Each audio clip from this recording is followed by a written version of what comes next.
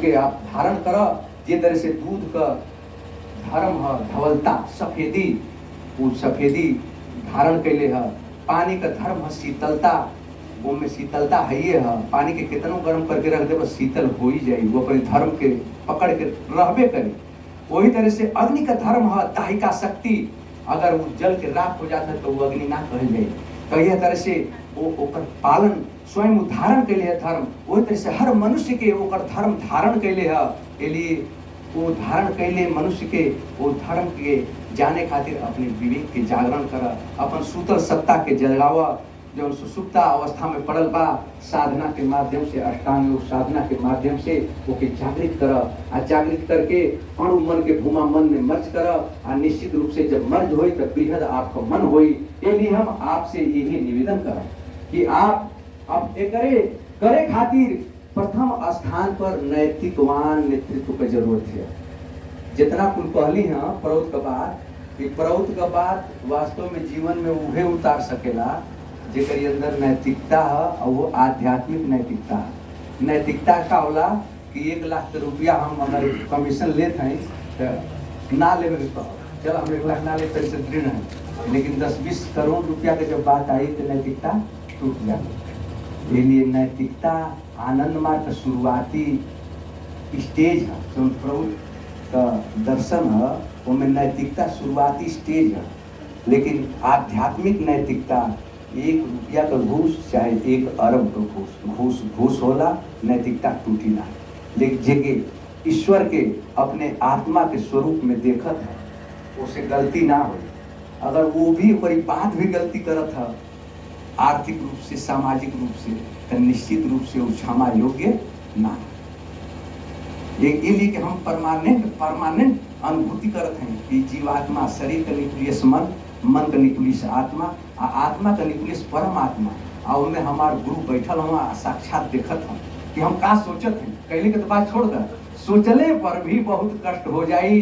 ये लिए हम आपसे निवेदन कर चाहते हैं समस्त आनंद मार्गी प्राउटिस्ट भाई लोगों से कि नैतिकवान नेतृत्व के साथ साथ आध्यात्मिक नैतिकता का आपके पालन करे के हो। अगर वास्तव में ना करत हवा अंदर से कहीं भी जातीयता का, सांप्रदायिकता का और आर्थिक लोभ का कहीं लेस मात्र भी 16 आना में 1 आना भी तोरी अंदर कौन कोना में जगह बचल है तो निश्चित रूप से पतन होई तो के केहू रोक ना सकेला, कौन शक्ति रोक ना सकेले। इसलिए अगर वो पतन से बचल चाहत हवा, मनुष्य के शरीर से फिर देवत्व में प्रतिष्ठित होकर चाहत हवा, नहीं तो पशु पक्षी होइबा के केहू रोक ना पाए।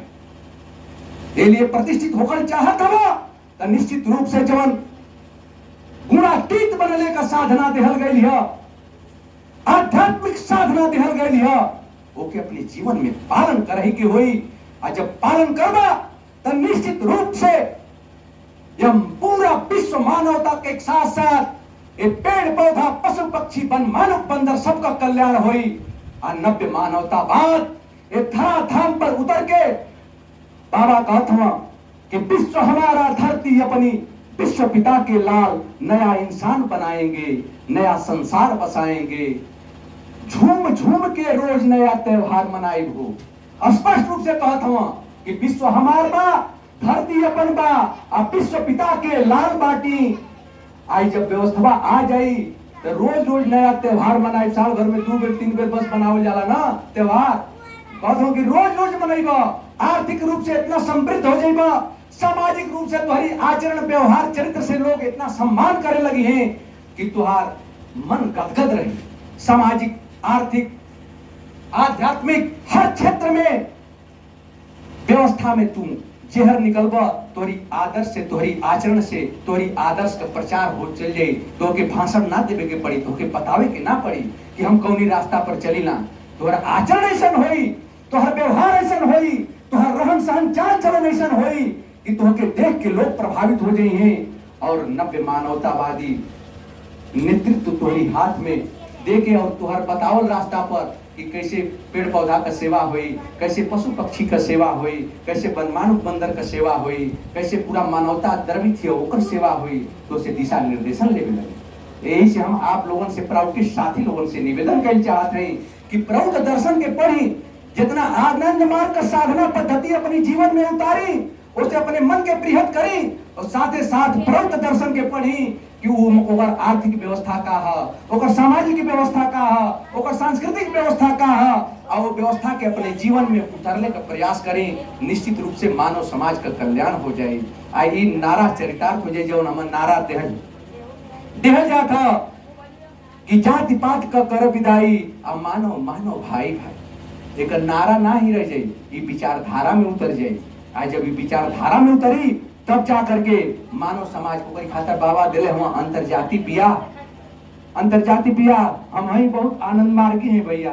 अब पिया करके थई कहब कि जाति खोजे लगो, ये कौन बात है भाई, ये कौन तरीका है? आनंद मार्गी ना हो, एकर मतलब कि तू आनंद मार्गी ना हो अगर वास्तव में तू अपनी बेटा बेटी का शादी ना कर सकत हो अंतरजाति पिया, तो तू समाज में परिवर्तन ले कतई ना ले सके। ये हम स्पष्ट मंच से दहाड़ के कहल चाहते हैं कि वास्तव में अगर आनंद मार्गी हवा तो के जाति में बियाह ना करे के होई, अंतरजाति बियाह करे के होई, ब्रह्म भोज ना करे के होई। ब्रह्म भोज खातिर ललकार के गांव में कहे के होई कि हम ना करब, जे के आओ के तर्क वितर्क करके हमारे जितना भाई बंधु दर्द याद हम आवे सामने तर्क कर ले कि गलत है कि सही है। सामाजिक परिवेश में एले की परम दर्शन एक आर्थिक सामाजिक सांस्कृतिक व्यवस्था है, ये व्यवस्था में परिवर्तन ले आवही के होई। आना है तो निश्चित रूप से कहे खातिर आनंद मार्गी हवा नाम लिखौले हुआ आनंद मार्ग में, लेकिन आनंद मार्गी हवा ना गारंटी के साथ आनंद मार्गी साधना कैले से जब तुम्हारा बृहद मन हो गए तो संकीर्ण विचारधारा के छोड़ा भैया। अगर ना छोड़त हवा तो मतलब या तो साधना ना करत हवा, नहीं तो संकीर्ण विचारधारा दू गो में एगो रही, या तो साधना रही नहीं तो संकीर्ण विचारधारा रही। साधना रही तो मन बृहद हो, धर्म का पालन करी, धर्म का पालन करी तो जितना आडंबर है कुरीति है समाज के ठोकर मार के बाबा कहत हवा कि आमूल परिवर्तन करे के है। बस एगो क्षेत्र में आर्थिक सामाजिक सांस्कृतिक और राजनीतिक हर क्षेत्र में परिवर्तन करे के है। हमन मुट्ठी भर रही था, ऐसे का मतलब कि हमन व्यवस्था 5 पांडव लेके पूरा व्यवस्था महाभारत कर देना तो हमन ना कर सकल जाला का? हमन में इतना परम पुरुष का सानिध्य परमात्मा हमारे संगे संगे परमानेंट हो। और ये बात भी हम कहना हो कि मन में हमारे संकीर्ण छोट सोच रहे कि ना हो पाई, और कैसे तोहरी मन में आ गई कि काम ना हुई।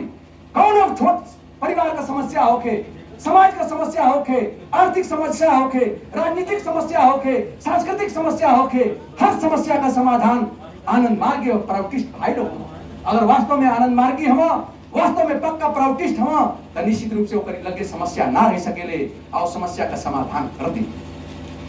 यही के साथ हम बाबा का एगो वाणी सुना के आप लोगन के कहता हूं कि आज जे लोग इकट्ठा भइल है राह का कांटा के बाधा ना दे सके।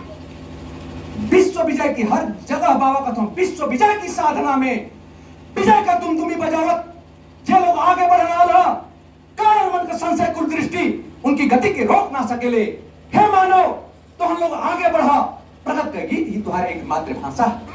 ललकार के बाबा कहता हूं आनंद बाणी पढ़ के देखा, बाबा कहता हूं कि 16 का 16 आना आप समर्पण कर दो, 16 का 16 आना जब समर्पण करबा अगर एक पलटा दूध में एक बूंद गुड़ डाल दे जाई तो वो दूध पिए लायक ना रहे। अगर 15 आना तू समर्पण कैला और एक आना ना कैला तो निश्चित रूप से तोहर पतन होई, केहू रोक ना पाई। एलिए अगर पतन से बचे के हा समाज में प्राउत व्यवस्था के जमीन पर उतारे के हा तो निश्चित रूप से पहले अपने जीवन के गुरु के चरण में 16 का 16 आना समर्पण करे के पड़ी। और जब 16 का 16 आना समर्पण कर देबा तो गारंटी है कि जितना भी तूफान समाज से जब निकलबा तो तूफान तोहरी सामने आई, सामाजिक आर्थिक सांस्कृतिक हर तरह का बाधा तोहरी सामने आई। स्पीडल बाज अभी बाबा दादाजी बोलना कि रुकावट आई, लेकिन रुकावट जब रुक जाएगा तब पानी एक जगह रुक जाए तो सड़क के ध्वस्त करके चूड़ बिचूड़। बाबा कहत हुए यही पानी एगो ये की लालिमा के चीर के आकाश से दुमदुमी का आवाज आ रहा।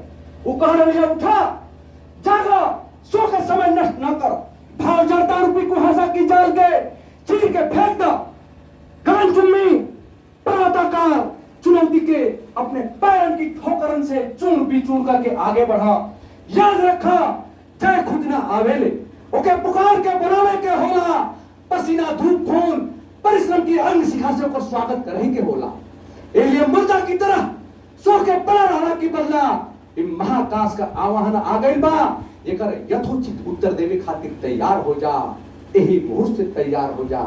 ये चाहे पूंजी का केंद्रीकरण होके, चाहे समाज में अपसंस्कृति होके, समाज का अश्लीलता होके, समाज का जवन आज जातीयता का भावना रख के कुछ लोग काम करते हो वो होके, वो सब बाधा है तोहरी खातिर, हर प्राउटिस्ट खातिर बाधा आओ के तोहके चूड़ पिचूड़ करेंगे पड़ी।